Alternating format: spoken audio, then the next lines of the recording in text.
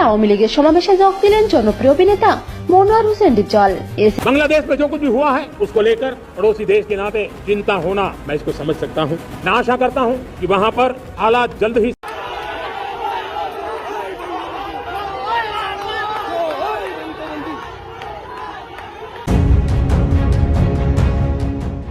New ইয়র্কে Bangladesh consulate অফিসে ঢোকার সময় সকলকে রাজপথে নামার আহ্বানও জানান তিনি।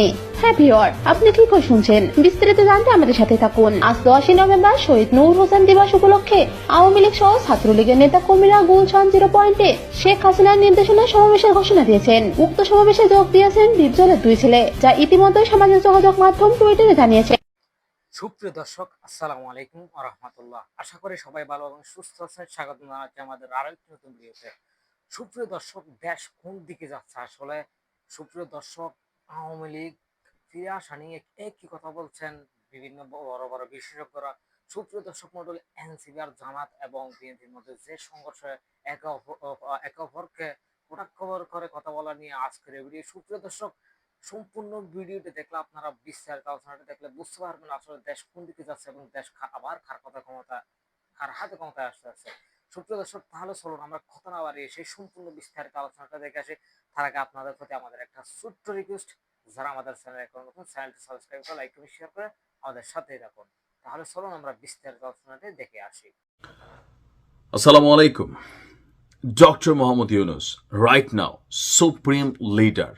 শুধু সুপ্রিম লিডার বললে ভুল হবে, সুপ্রিম পাওয়ারফুল লিডার। এই মুহূর্তে ডক্টর মোহাম্মদ ইউনূসের অবস্থান কি? তিনি কি এনসিপির পক্ষে নাকি জামাতের পক্ষে নাকি বিএনপির পক্ষে? এ নিয়ে একটা ধোঁয়াশা আছে। যেহেতু তিনি রাষ্ট্রটির প্রধান ব্যক্তি, সুতরাং কোনো রাজনৈতিক দলকে স্পেসিফিক কোনো প্ল্যাটফর্ম তিনি দিবেন এটা আমরা বিশ্বাস করি না বা করতেও চাই না। যাই হোক, হঠাৎ করে কেন সুপ্রিম ক্ষমতা হাতে নিলেন ডক্টর মোহাম্মদ ইউনূস? আপনারা জানেন যে এই মুহূর্তে বর্তমান সরকারের সাথে রাজনৈতিক দলগুলোর নানান ধরনের জোড়াতালির সম্পর্ক তৈরি হয়েছে। এক একটা দল এক একভাবে এই সরকারকে নিয়ে কথাবার্তা বলছে। এছাড়া আইন শৃঙ্খলা বাহিনী সহ সামরিক বাহিনীর সাথেও কেউ কেউ বলছেন যে দূরত্ব আছে। তো সবকিছু মিলিয়ে একটা সময় পার করছে। তো আপনার এর মাঝখানেই আগামী ফেব্রুয়ারিতে জাতীয় নির্বাচন অনুষ্ঠিত হতে যাচ্ছে ঘোষণা করে রেখেছেন কমিটেড ডক্টর মোহাম্মদ ইউনূস। কিন্তু প্রশ্ন হচ্ছে যে এই নির্বাচনটা কতটুকু সুষ্ঠু হবে, নিরপেক্ষ হবে, এ নিয়ে সবার মধ্যে প্রশ্ন আছে। তো এই যখন পরিস্থিতি, এখানে নির্বাচনের যে মেইন প্রক্রিয়া, রিটার্নিং অফিসার থেকে শুরু করে একদম বাঘা বাঘা যে ক্যারেক্টারগুলো থাকবেন যারা নির্বাচনের দায়িত্ব পালন করবেন, তো তারা কারা হবেন? তারা কি কোনো দল ভিত্তিক হবেন অথবা কোনো লেজুর ভিত্তিক হবেন নাকি কোনো গোষ্ঠী ভিত্তিক হবেন? এ নিয়ে প্রত্যেকটি দলের মধ্যে একটা কনফিউশন আছে। আর ওই মুহূর্তে ডক্টর মোহাম্মদ ইউনূস বলছেন যে ভোটে শান্তি শৃঙ্খলা বজায় রাখতে যারা ক্যাপাবল, যাদের দ্বারা হবে ন্যায় নীতি সততার সহিত, সেরকম যোদ্ধাদেরকেই বেছে নেওয়া হবে। আর এটি সম্পূর্ণ আমার হাতে থাকবে।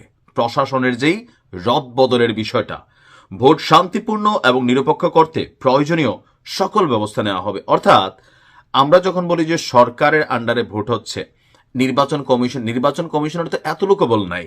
সরকারি প্রত্যেকটা কর্মচারী কর্মকর্তা নির্বাচনের দিন গুরুত্বপূর্ণ দায়িত্ব পালন করেন। বিশেষ করে জেলার যে কি পয়েন্টগুলো আছে বা কি পাওয়ারফুল ম্যানরা আছেন, like DC, SP, UNO, ADC, ASP বা এই যে বড় বড় পদগুলো আছে, রিটার্নিং অফিসার যারা থাকেন, এই পয়েন্টগুলো কিন্তু খুবই গুরুত্বপূর্ণ। বাংলা সিনেমা দেখে আমাদের এতটুকু আইডিয়া হয়েছে, ভোট কেন্দ্র দখল, ভোটের মধ্যে লাড়াচাড়া, তারপর হচ্ছে কেন্দ্রের রেজাল্ট পরিবর্তনের ক্ষেত্রে এই কি পয়েন্টগুলো কিন্তু অনেক নাড়াচাড়া করার সুযোগ থাকে। এটা অতীত আমরা বিভিন্ন সময় দেখেছি। সো এরকম সার্বিক পারসেপশন থেকে ডক্টর মোহাম্মদ ইউনূস বলছেন সম্পূর্ণ সুপ্রিম পাওয়ারটা তিনি হাতে নিয়েছেন। প্রশাসনে কোথায় কোথায় রদবদল হবে সেটা তিনিই দেখবেন। গতকালকে রাষ্ট্রীয় অতিথি ভবন যমুনায় বিএনপির 3 সদস্যের একটা দল ডক্টর ইউনূসের সাথে দেখা করেছে। সেখানে সালাউদ্দিন সাহেব ছিলেন, তারপর আমরা দেখেছিলাম মির্জা ফখরুল ইসলাম ছিলেন। তো তাদের একটা বক্তব্য ছিল যে নির্বাচনটা যেন নিরপেক্ষ হয় এবং কি কোনো ধরনের পার্শিয়ালিটি অথবা বিশৃঙ্খল পরিস্থিতি না হয়। আর এছাড়া জেলা প্রশাসক পদে কারা নিয়োগ হবে, একাধিক ফিট লিস্ট থেকে যোগ্য কর্মকর্তাদের বাছাই করে ভোটের আগে যেন কি বলা হয় যে আপনার নির্বাচন করা হয়।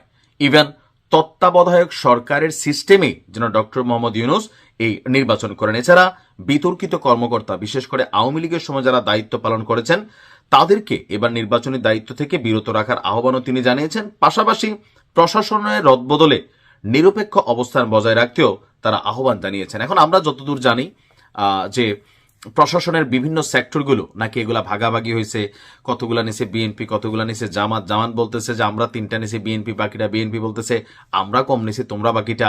আবার এখন আওয়ামী লীগ মতাদর্শী যারা আছেন তারাও এই মুহূর্তে কোন দলের পক্ষে কাজ করেন এগুলো নিয়ে প্রত্যেক দলের মধ্যে একটা সন্দেহের বীজ কিন্তু কাজ করে যাচ্ছে। তো এই জায়গাগুলোকে ক্লিয়ার করতে ডক্টর মোহাম্মদ ইউনূস যেটা তিনি ন্যারেটিভ তৈরি করতে চাচ্ছেন বা বয়ান যেটা সামনে আসতেছে যে নির্বাচনের যে গুরুত্বপূর্ণ পদগুলো বা দায়িত্বের যে পদগুলো সেগুলা নিরপেক্ষই হবে। আর এই কারণে তিনি সুপ্রিম পাওয়ারটা হাতে নিয়েছেন। প্রশাসনের রদবদলের বিষয়টা এটা তিনি সরাসরি নিজে দেখবেন। তো আমরাও চাই এত বছর পরে একটা নির্বাচন হবে, সর্বোচ্চ সুষ্ঠু গ্রহণযোগ্য একটা নির্বাচন হোক।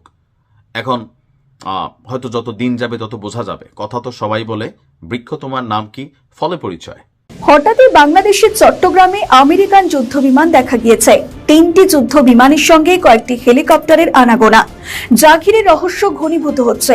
শুধু তাই নয়, শতাধিক আমেরিকান সৈন্য দেখা যাচ্ছে। যে হোটেলে তারা অবস্থান করছেন সেখানে তাদের পরিচয় দেওয়া হচ্ছে না। কি এমন ঘটেছে বাংলাদেশে? প্রশ্ন যেমন উঠছে, ঠিক একইভাবে প্রশ্ন উঠছে কি উদ্দেশ্য তাদের। কেউ কেউ সামাজিক যোগাযোগ মাধ্যমে প্রশ্ন তুলছেন, তবে কি দেশটা বিক্রি হয়ে গেল? মোহাম্মদ ইউনূস কি দেশটাকে ট্রাম্পের কাছে বিক্রি করে দিলেন? এর পিছনে ঘটনা কি? কি বলছে সরকার কর্তৃপক্ষ? কি বলছে আইএসপিআর? চলুন আলোচনা করা যাক। হঠাৎই চট্টগ্রাম বিমানবন্দরে আমেরিকান যুদ্ধবিমান দেখা গিয়েছে, এমনকি হেলিকপ্টারের সমাগম দেখা গিয়েছে। বিভিন্ন সময় মহড়া দেখা যাচ্ছে। আর যে সমস্ত আমেরিকান সৈন্যরা বাংলাদেশে এসেছে তারা যে হোটেলে অবস্থান করছে তাতে